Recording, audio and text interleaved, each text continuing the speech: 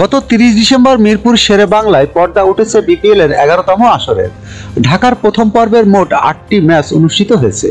2 দিন বিরতির পর শুরু হবে সিলেট পর্বের খেলা। ঢাকা পর্ব শেষে পয়েন্ট টেবিলে শীর্ষে রয়েছে রংপুর রাইডার্স। ঢাকা, সিলেট ও বরিশালকে হারিয়ে হ্যাটট্রিক জয় তুলে নিয়েছেন সোহানের দল। এতে 6 পয়েন্ট নিয়ে সবার উপরে রয়েছে রংপুর। এরপরই রয়েছে ঢাকা পর্বের চমক দেখানো আরেকটি দল খুলনা টাইগার্স। টানা 2 ম্যাচ জিতে 4 পয়েন্ট নিয়ে টেবিলের দ্বিতীয় স্থানে রয়েছে বিরাজ আফিফরা। আর একটি করে জয় পরাজয় নিয়ে তৃতীয় স্থান ও চতুর্থ স্থানে রয়েছে চিটাগাং কিং ও ফরচুন বরিশাল। এই 2 দলের পর এক জয় নিয়ে পঞ্চম স্থানে রাজশাহী। বাকি 2 দল এখনো কোনো জয় পায়নি। তবে ঢাকা পর্বের সবচেয়ে ভরাডুবি স্বাগতিকদের। টানা 3 ম্যাচ হেরে পয়েন্ট টেবিলে তলানিতে রয়েছে ঢাকা ক্যাপিটালস। যখনকার খবর তখনই দেখতে চোখ রাখুন সুন 24 টিভিতে। চ্যানেলটি সাবস্ক্রাইব করুন।